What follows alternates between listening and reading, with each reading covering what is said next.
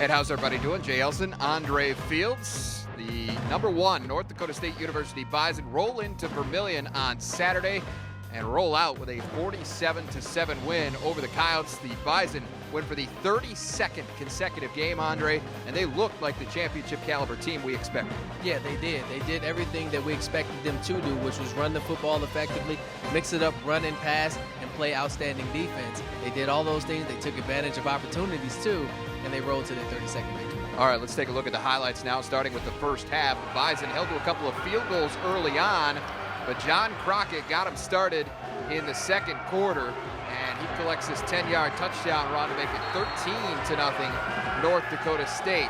And then on their next possession, screen to Crockett as he was hurting the Coyotes through the air as well a little bit. That set up Wentz to Luke Elbers for a 10-yard touchdown. It was 20-0 North Dakota State.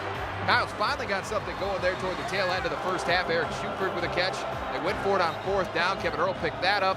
And then this catch right here, Kevin Earl to Riley Donovan for a 10-yard touchdown. It looked really good, 20-7 the score at that point. The Bison, though, did come back before the half. Final play of that first half and get a 49-yard field goal from Adam Keller to go into the half up 23-7. Coyotes were going to get the ball first to start the second half, so surely if you're USD, you would have liked to see them get a stop there. Yeah, you would want to see them get a stop there, see if they can keep it into a 2 or 2.5 score. I say 2.5 because of the field goal score game, knowing that you're going to get the opportunity to put points on the board, but they couldn't do that. Well, they gave them the 3, and then they went in with the 3-score lead, and it was on from there. All right, let's go to the second half highlights now, and wondered how the Coyotes were going to respond to that. Coming out in the third quarter, well, they didn't respond real well because they got an interception thrown right here. DeLuca picks off Kevin Earl. Zach Crockett then gets the Bison a little bit closer, and then a great touchdown catch by the true freshman, R.J.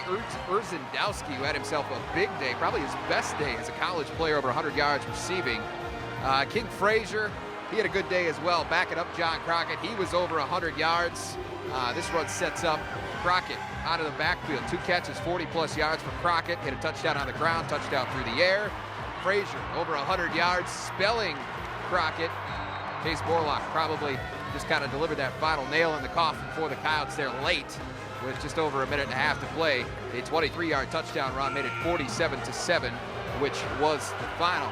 So North Dakota State, as we said, wins for the 32nd consecutive time. The Bison are rolling. They're 8-0 on the season. They're 4-0 in the Missouri Valley Football Conference. And they've got a big one next Saturday against South Dakota State, the battle for the Dakota market. Yeah, and that's always kind of a nice rivalry game for them. It became a huge rivalry once the teams both started their Division I ascent.